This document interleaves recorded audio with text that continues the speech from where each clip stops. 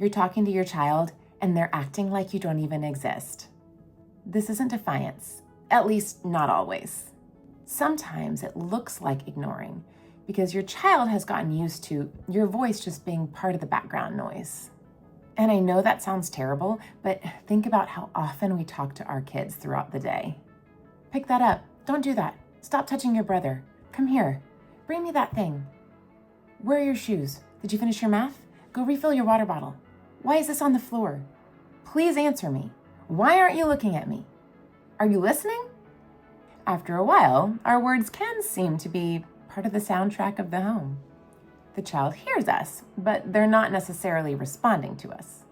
And if we keep talking, reminding, explaining, correcting, narrating, then our words can lose weight. That doesn't mean we need to become cold or silent. It just means we need to become more intentional. Because one of the biggest shifts in positive discipline is that we're not trying to control kids through constant talking. We're trying to teach kids through connection, structure, and follow through.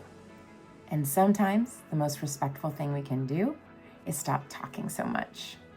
If your child hears your voice all day, it really might start to sound like background noise instead of leadership. Let's look at a normal example. You say, "Hey, unload the dishwasher, please." No response. You say, "Did you hear me?" No response. "You need to unload the dishwasher." No response. "Why are you ignoring me?" Now, the child is either annoyed, defensive, or pretending harder not to hear you. And you feel disrespected. But pause for a second. Before we label it disrespect, we need to ask a few diagnostic questions. Did I have their attention? Was I close enough? Was the expectation clear? Have I trained them that I will say it 6 more times?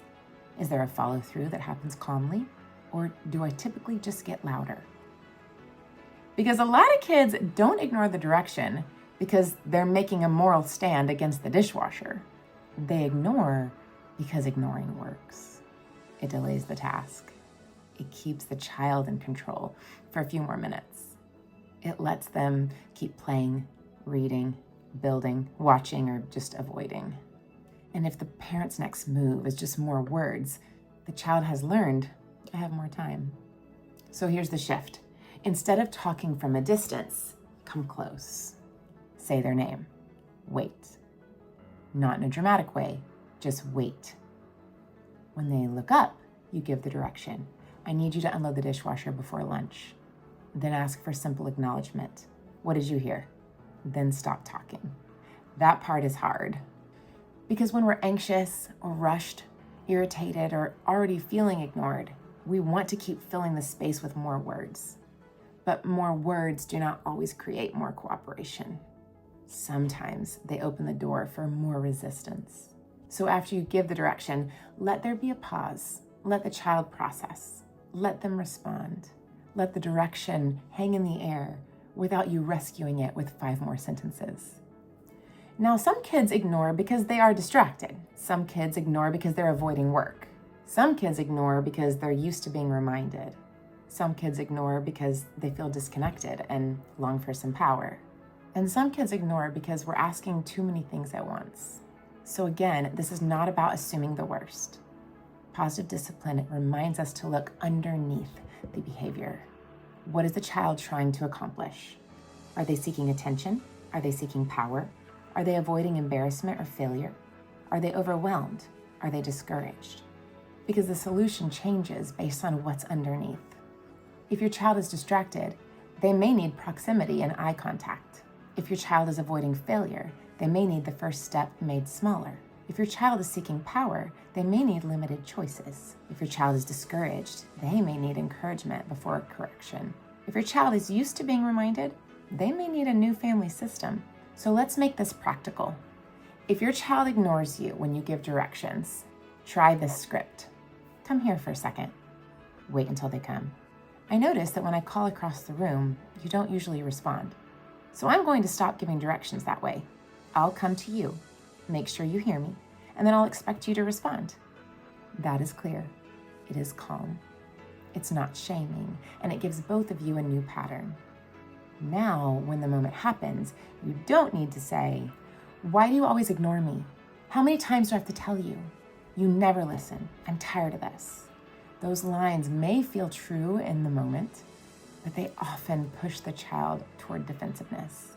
Instead, say, "Pause, look at me," or "I need a response," or "What did you hear?" Or answer with, "Okay, Mom, so I know you heard me." Now, I know some people will hear that and think, but the kid should just listen. That's true eventually, but kids often need to be trained into the habits that we're expecting from them. We don't just want outward obedience. We want inner responsibility.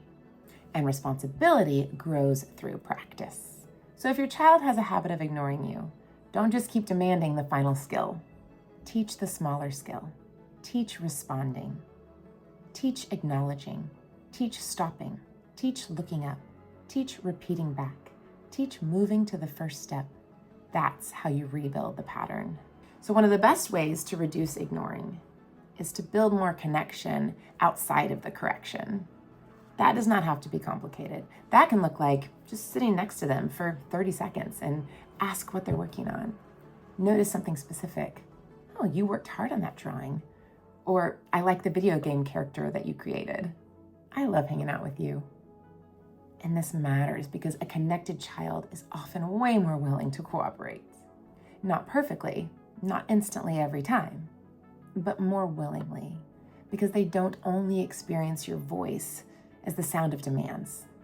Now let's talk about follow-through, because connection without follow-through can become permissiveness. Kind and firm, both.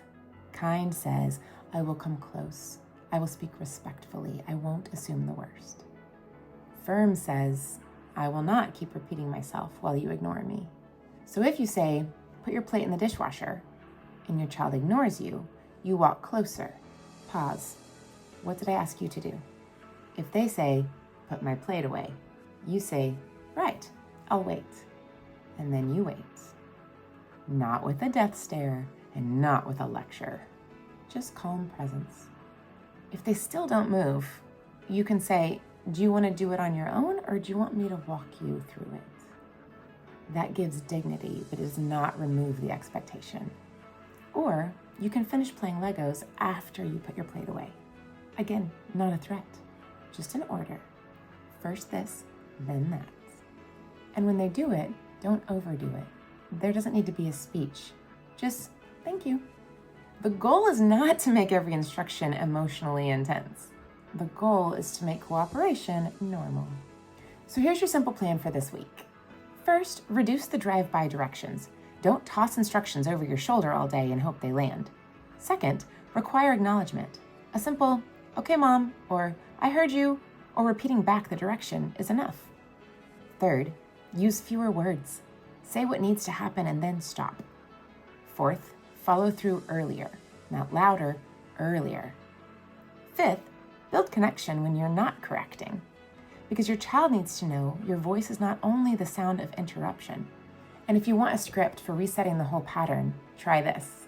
"I've noticed I've been repeating myself a lot, and I think I accidentally taught you that you don't have to answer right away. I'm going to work on giving fewer directions and making sure I have your attention first. Your job is just to respond when I speak to you." That is not mean. That is not permissive. That is leadership. And when your child ignores you, the answer is usually not to become louder. It is to become clearer, calmer, closer, and always more consistent. Because your words should not have to become angry before they become real. The next video in this series is about why your child argues about everything. Because sometimes arguing is not just about attitude. Sometimes it's about a child trying to feel powerful in all the wrong ways.